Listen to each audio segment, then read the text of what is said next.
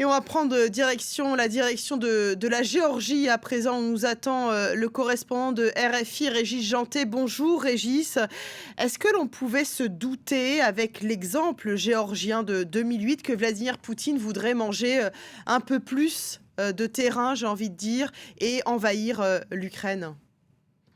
Oui, absolument. S'il y a bien un pays dans le monde qui n'a pas été surpris et qui, depuis des mois et sinon des années, prédit qu'effectivement ce scénario allait se dérouler, c'est bien la Géorgie, effectivement. Je me souviens, après, au lendemain de la guerre de 2008, la guerre russo-géorgienne, qui aussi avait commencé dans un territoire séparatiste, l'Ossétie du Sud, les dirigeants géorgiens me disaient, tu verras, la prochaine cible, ce sera l'Ukraine. Et à l'époque, moi-même, je dois le reconnaître, j'étais assez incrédule. Donc c'est vraiment un scénario qu'on a imaginé. On sait à quoi servent les conflits séparatistes qui sont factices.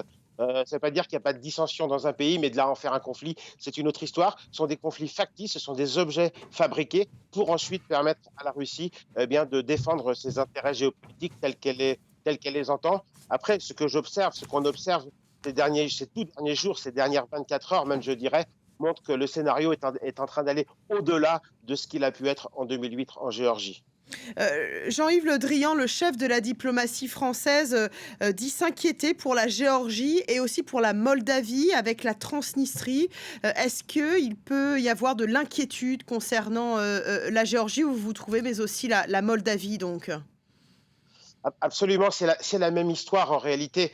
J'ai l'impression que le conflit de 2008 a servi en quelque sorte à la Russie comme un exemple, comme un avertissement en disant si vous n'accédez pas à nos demandes sécuritaires, les garanties de sécurité, etc., c'est-à-dire aussi un contrôle sur ce qu'on appelle l'étranger proche en Russie, eh bien nous allons faire la guerre. À l'époque, en Géorgie, par exemple, les chars s'étaient approchés à 30 kilomètres d'ici pour menacer la souveraineté. Peut-être même y a-t-il eu une tentative de faire tomber le président Saakashvili à l'époque. Là, on voit qu'on est dans l'étape d'au-dessus en Ukraine, puisqu'il y a probablement une volonté et une bataille de Kiev qui est lancée. Donc on est sur un stade supplémentaire. Mais on est dans la même logique, avec d'ailleurs à l'arrière-fond sans doute le scénario tel que vu faussement, mais par Vladimir Poutine, d'une revanche sur ce qui s'est passé au Kosovo et en Serbie en 1999. Et il est en train d'appliquer ce schéma en quelque sorte à son propre compte, imitant à sa façon ce qu'il croit avoir été l'action de l'OTAN à l'époque.